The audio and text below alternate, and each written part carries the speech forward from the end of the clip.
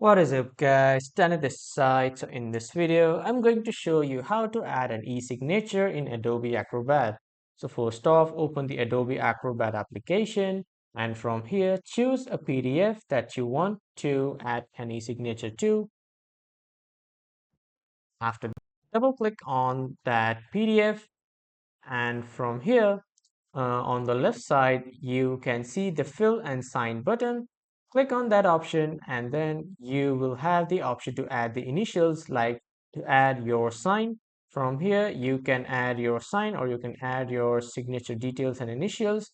As you can see, my sign has been already saved. I'll just simply drag it or I'll just simply select it and then I can drop it anywhere I want. Let's say I am dropping it here, and from here I can enlarge it as much as I want, and I can even change the font weight and color.